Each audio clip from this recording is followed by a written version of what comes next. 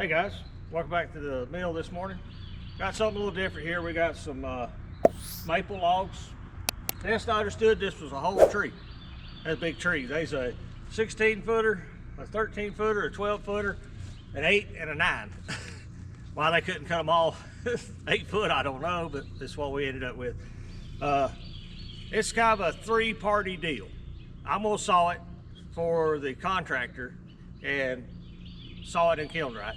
And the contractor is going to build 2 porch swings for a homeowner he's building a house for.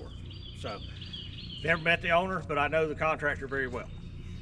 They want enough material in 2x4s, 2x6s, and 1-inch boards to build 2 porch swings. And I called him just then and said, hey, I got a lot more material than you need. I said, you want me to make you some boards and stuff? And he's like, I don't want none of it. Cut what we need, and you can deal with the rest of it. I said, okay, we can make that happen. So, let's get through their intro. We'll come back and talk about what we're going to do. We'll be right back, guys.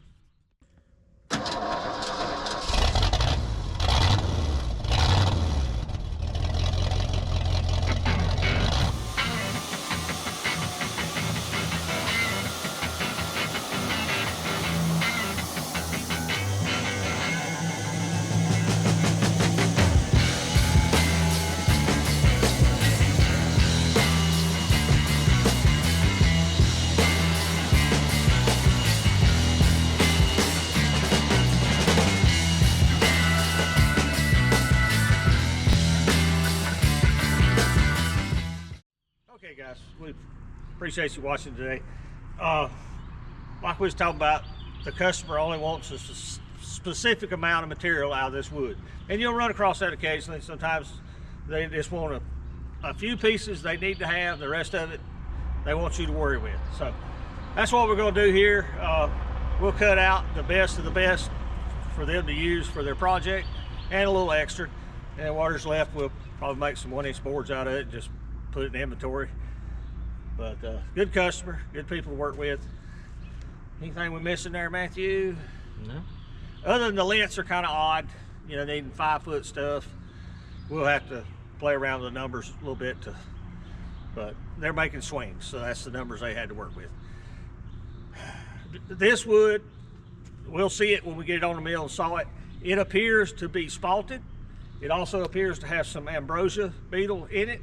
We won't know for sure until we get it opened up, but either way, I can guarantee you it's going to be beautiful. So let's quit talking. We'll get one loaded up, get it opened up on the mill, and we'll check out the color. Hey guys, Matthew got our log loaded up here.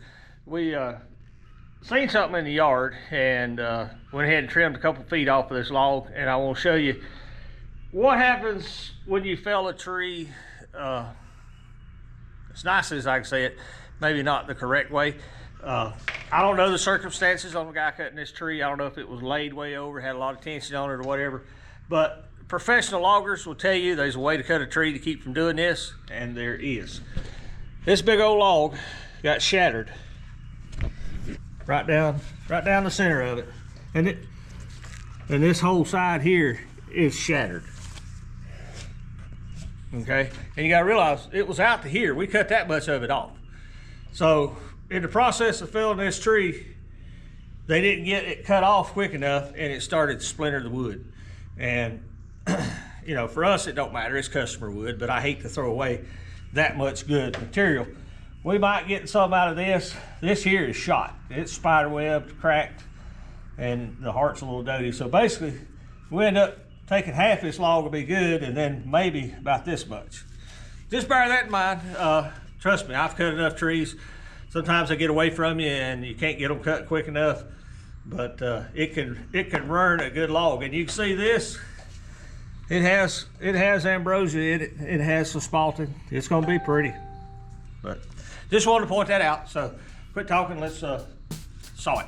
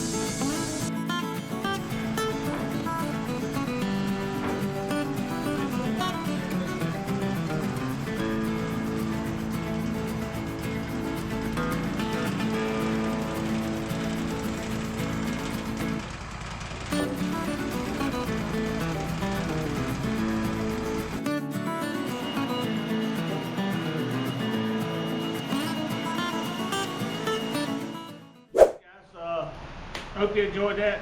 You see Matthew and I go through these 3 maple logs. I actually just got off the phone with the customer. I asked, he's a contractor, builds houses. I said, man, why are you building a customer 2 swing sets? He laughed. He said, they're building a 9,500 square foot house. He said, I'd have built them an outhouse if they wanted one. I said, okay, no problem. So we sawed his list plus a little bit to give him some for, you know, wood don't always dry perfect. We know that. We've done a video series here lately about what happens to aging wood. This is what happens when you don't age it. This maple, it has some ambrosia in it, the beetle, but it had little to no spalting. Now, if we could have aged this log 6 months, it would have been gorgeous. It would have had the rose, the purple, the grays, the blues in it, because it's already starting. I know it's hard to see on the camera, but Matthew can get a close-up. If you look at the end of these logs, this is spalting that's beginning to happen, and it will progress through the whole log, but you got to give it time. And this customer didn't have time. They needed it sawed, they needed it kiln dried, so that's what we're going to do. But just in continuation of the series we've been doing on aging lumber, this one would have benefited from a few months of laying on the ground. So, anything we're leaving out today on this, Matthew? Not that I know of. As always, guys, we appreciate you watching. If you would, give Solomon a look at Third Beard Fishing. We greatly appreciate him. He married my daughter, so I got to look after him a little bit. A little bit. And as always, we appreciate Joe Maine from Industrial Cutting Tools. They're great people to deal with. Actually, I need to call him and order some parts. Blades and some grinding wheels for our grinder. We've cut some in here lately, about wore one out. And huge shout out to Chuck and Sandra at Sheraton Park Farms. Give them a look, people. They're doing something new. They're doing what we need to do across this country. They're getting back to their roots. They're growing beef, pork, chicken, and they're selling it locally. He's even started selling on the farm a couple times a month. He's got an open house where you can come up there and buy right from him. You know where your food's coming from. Solves a lot of this here, you know, but that's a story for another day. And if you watched one of the previous videos, you've probably seen Green River Sawyers, some young guys trying to get started in business as well as YouTube. Give them a look. Anybody we missing there, Matthew? No. None of these people pay me any money. None of them. Solomon does a lot of work for us, but nobody pays us any money. This is strictly good people that I know personally that you may like what they do as well. So if you give them a chance, check them out. Guys, we appreciate you watching. If you would, like, subscribe, and share. We'll see you back at the mill. Thank you for watching. Here's a video selection and a playlist suggestion. Click here to subscribe for more great content. We'll see you at the mill.